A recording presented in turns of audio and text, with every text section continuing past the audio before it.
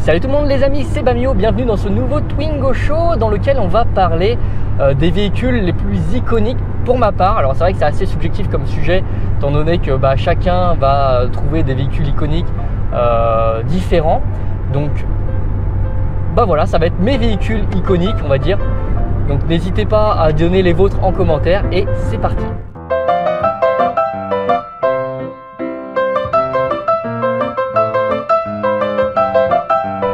Donc premier véhicule iconique que je trouve assez sympa, bien évidemment c'est la BMW M3 GT-R de 2005, véhicule qui est apparu dans Need for Speed Most Wanted de 2005 justement, pour moi le meilleur Need for Speed.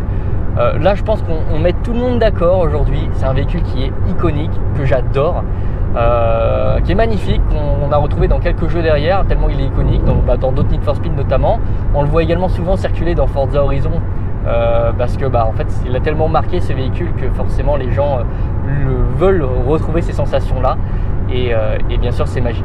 Alors d'ailleurs je remercie la personne qui a lancé le sujet, c'est SauceDZ, c'est vrai que je ne l'ai pas précisé au début de la vidéo mais SauceDZ, donc merci à toi pour l'idée du sujet, c'est super sympa et je pense que c'est un petit sujet léger qui change d'habitude et qui est très cool, donc merci à toi pour le sujet. Attends, mais c'est quoi ça? Oh mais c'est un rétro s'abonner, vas-y abonne-toi alors mon gamin. Bien évidemment, toujours dans Need for Speed Most Wanted, on a la Mazda RX-8 qui est magnifique, qui était donc le véhicule de Mia pour ceux qui se rappellent. Alors là, je pense que je vais faire des souvenirs dans cette vidéo, ça va être incroyable. Voilà, j'adore ce véhicule, c'est un véhicule, d'ailleurs je vous en ai déjà parlé dans un autre Twingo Show où je vous présentais les véhicules que je voulais essayer. C'est un véhicule que j'adorerais essayer, mais que je ne posséderai jamais, tout simplement parce que les moteurs rotatifs c'est des moteurs qui ne sont pas fiables et qu'il faut changer, faut entretenir trop souvent. Il a des côtés un peu négatifs, notamment le fait que quand vous roulez, vous ne pouvez pas juste démarrer le moteur, rouler 2 mètres et l'arrêter. Il faut absolument rouler une dizaine de minutes autant que le moteur soit chaud. On ne peut pas allumer le moteur et le couper directement derrière, c'est très mauvais pour ce moteur, ça peut le faire tomber en panne. Donc il a beaucoup de côtés négatifs ce véhicule, mais il est trop cool, il est emblématique, je l'adore. C'était vraiment le véhicule que je voulais avoir quand j'étais petit, quand je jouais justement à Need for Speed Most Wanted. C'était waouh, putain, je kiffais. Je lui mettais des flammes de Jackie Tuning, je kiffais et c'était trop bien. Bien évidemment, là, on ne parle pas de jeu maintenant, on va parler d'un véhicule qui est dans un film.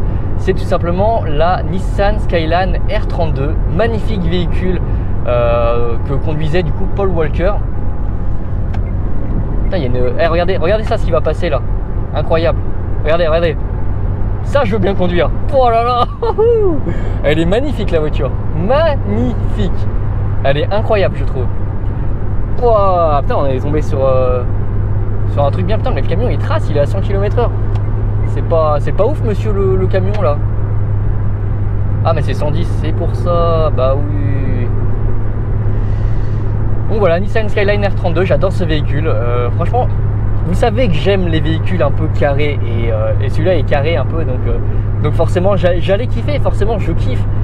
Bien évidemment, là je vais parler au plus vieux, un véhicule emblématique, c'est tout simplement la DeLorean de Voiture vers le futur. Ça c'est une private joke. Si la personne qui est dans cette private joke reconnaît cette blague, qui mette un petit commentaire, ouais putain j'ai reconnu la blague. Voilà, Voiture vers le futur, non, Retour vers le futur bien évidemment, une trilogie emblématique, j'adore, excellent. Et la DeLorean franchement elle est mythique, on la retrouve dans Ready Player One, on la retrouve dans beaucoup de jeux, c'est un véhicule emblématique, je l'adore, elle est magnifique. Mais apparemment il faut savoir, petite anecdote, que c'est un veau en réalité, c'est un véhicule qui est pourri, mais vraiment à la mort moelleux, qui est très lourd, qui avance pas beaucoup. Et d'après les retours que j'ai pu lire sur internet, c'est pas un véhicule qui est extraordinaire, mais il est tellement mythique avec sa transformation qui permet de voyager dans le futur à 88 miles à l'heure, ce qui fait 150 je pense à peu près, 140. Enfin bref, c'est vraiment un véhicule qui est incroyable et ça serait marrant à essayer un jour. Mais c'est vrai que ça se fait assez rare comme véhicule. Ah, bien évidemment, la Ford GT40, quel véhicule emblématique. Alors ça, c'est pas forcément un véhicule que j'ai envie d'essayer, mais juste de le voir en vrai. C'est vraiment un véhicule incroyable. Pourquoi d'ailleurs il s'est appelé GT40? Simplement car le véhicule faisait 40 pouces de haut, ce qui fait en fait à peu près 1m1. Donc c'est assez petit, qui fait un peu plus d'1 mètre. Donc c'est assez petit et c'est pour ça qu'ils l'ont appelé Ford GT40. C'est assez marrant en réalité comme anecdote. Et c'est vrai que voilà, je voulais vous le partager. c'est pas, enfin c'est un véhicule emblématique, mais plus au niveau de la course. C'est pas un véhicule qu'on a vu dans des films ou dans des jeux vidéo. Mais pour moi, je trouve que c'est un véhicule emblématique. Et voilà, je voulais vous le partager en bonne et due forme. Bien évidemment, on va retourner dans les films. Là, quoique la Ford GT40, si elle est apparue dans Le Mans 66, super film d'ailleurs, je vous recommande si vous aimez l'automobile. Le Mans 66, c'est incroyable. La Aston Martin DB5, bah ouais, quelle voiture ça? À votre avis, c'est dans quoi ça? Bon, je vais vous le dire directement, c'est tout simplement dans Retour vers le futur. Non, je plaisante. C'est dans James Bond, voilà, James Bond. C'est la panthère rose que je suis en train de chanter. Non, dans James Bond.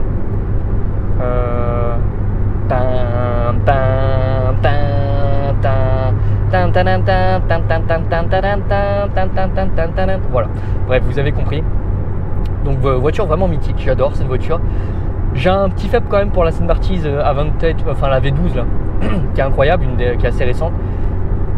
Mais j'avoue que je suis pas ultra. Mais j'aime bien quand même le côté un petit peu rétro avec les fusils qui sortaient du capot là. Je trouve ça incroyable, ou des ailes, je sais plus, j'ai un petit doute. Mais incroyable ce véhicule là, et assez mythique pour ceux qui connaissent la série des James Bond. D'ailleurs, je vous recommande les films, ils sont assez incroyables. Ouais, je roule pas très vite, mais je veux pas louper ma sortie surtout en fait. On va le laisser me dépasser, hein, tant pis, c'est pas grave. Là, Mitsubishi Eclipse, là on retourne dans Fast and Furious. Mitsubishi Eclipse qui est un véhicule qui est assez sous-coté, mais que j'aimerais bien essayer en vrai. Il est assez cool, je trouve, il est assez joli, et la transformation qu'ils ont fait dans Fast and Furious 1, qui est pour moi d'ailleurs le meilleur parce que c'est vraiment Jackie Tuning et j'adore. Et ben j'aime beaucoup. Voilà, j'aime beaucoup le véhicule. Donc je sais pas ce que vous en pensez vous, n'hésitez pas à me le dire dans les commentaires, mais j'adore ce véhicule et j'aimerais bien le voir en vrai, même une réplique, ça serait cool, avec la transformation de voilà, hein, ok. En fait j'ai loupé la sortie quand même, je crois, mais bon bref, je suis un peu perdu là, je crois avoir compris, on peut pas faire une boucle, on est obligé de faire, ah ouais j'ai compris, on est obligé de sortir l'autoroute et de revenir, bah, c'est ce qu'on va faire, c'est tout. D'ailleurs, dites-moi là, ceux qui ont vu Tokyo Drift sans mentir, est-ce que vous avez reconnu tout de suite que c'était une Mazda RX-7? Est-ce que vous avez reconnu? Personnellement, j'ai jamais capté avant qu'on me le dise en fait que c'était une Mazda RX-7, tellement elle est transformée cette véhicule. Je veux bien sûr parler de la Mazda RX-7 de Anne, je crois qu'il s'appelle comme ça, tout simplement dans, on va sortir, dans Fast and Furious Tokyo Drift, qui est pour moi avec le 1 un des meilleurs Fast and Furious qui ait pu exister. J'adore l'ambiance. En plus au Japon on n'a pas trop de films américains qui se passent au Japon, donc c'est plutôt cool, j'aime bien l'ambiance, et je sais pas ce que vous en pensez, mais moi la transformation, c'est vrai qu'elle est tellement transformée que je pensais que c'était un autre véhicule que je connaissais pas, un véhicule qui venait du Japon justement. Bon, c'est vrai que la Mazda ça vient du Japon, mais c'est vrai que je m'attendais pas du tout à avoir que ce soit une Mazda RX-7 pour le coup. Là je vais parler aux français. Est-ce que vous vous rappelez de ce véhicule? Je pense que oui, vous vous en souvenez. Simplement le véhicule de taxi, voilà, donc là, il a été dans Taxi 2 et 3 je crois. Enfin bref, je me souviens plus exactement des taxis dans lesquels il est apparu, mais véhicule emblématique, surtout français cocorico, donc c'est plutôt cool. C'est rouge, allez-y monsieur. Ouais, véhicule emblématique de taxi, j'adore ce véhicule, il est assez beau, même si c'est très Jackie Tuning, et on sait qu'à l'intérieur c'était en fait c'était pas un véhicule qui était très puissant, c'était juste maquillé, et même les ailerons et tout qui sortent, c'était pas vraiment des ailerons qui sortent, c'était des mais bon bref, en soi c'était assez marrant. Il y aurait plein d'anecdotes à faire sur taxi, peut-être que je ferai un épisode dédié à cette série de films, parce qu'en plus c'est français donc on connaît bien Luc Besson, notre maître à tous, donc je pense. Et donc là maintenant je vais parler un petit peu des véhicules qui sont on va dire un peu différents, mais qui viennent de jeux vidéo. C'est tout simplement des véhicules que je trouve mythiques de jeux. C'est notamment, et qui sont vraiment des véhicules incroyables, c'est la Ford GT de 2016. J'adore ce véhicule, je le trouve incroyable. Il est apparu notamment dans Forza Motorsport 6. Je l'adore tout simplement, il n'y a pas photo, c'est tout. Je l'aime bien ce véhicule, cette petite têture. Je le trouve beau. À l'époque j'aimais pas du tout quand il est sorti, je me suis dit mais pourquoi ils ont choisi ça, pourquoi ils n'ont pas gardé McLaren. Mais en fait en réalité j'adore ce véhicule, il est en fait au final très très joli. Donc bonne découverte, et merci à Forza d'avoir merci aux clients fidèles. Je plaisante, je sais pas dans quoi je suis parti, mais merci à Forza en tout cas de me l'avoir fait découvrir. Découvrir, c'est incroyable et je l'adore ce véhicule, tout simplement. pareil, on va parler des véhicules un petit peu ouf. J'en ai déjà parlé dans l'ancienne vidéo, mais McLaren P1, incroyable. Dans Forza Motorsport 5 notamment, c'était le véhicule emblématique. Et ce véhicule est juste incroyable, hein. Je l'adore, il est magnifique. Dans ce orange McLaren incroyable. Même si l'intérieur est un peu bidon, je trouve. C'est vrai que l'extérieur est juste incroyable avec l'aileron qui se levait et tout comme ça. Très, très arrondi, c'est vrai que c'est pas dans mon habitude, mais pour une voiture de sport, je la trouve juste magnifique.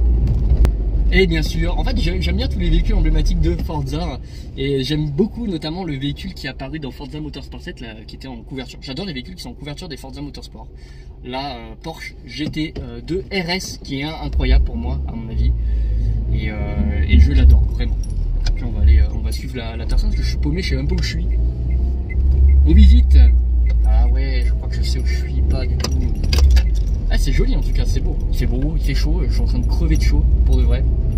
Mais bon, c'est pas grave, on s'amuse. Par contre, il y a un truc qui me fait flipper, c'est que l'embrayage est méga chaud.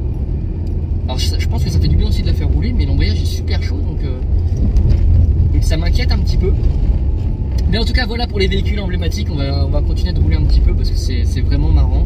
Et puis voilà. Oui, il faut faire ça de temps en temps pour que ce soit pour augmenter la vitesse, les chevaux de la voiture. Si tu fais pas ça, tu peux pas. Oh putain, il y avait Thomas Pesquet.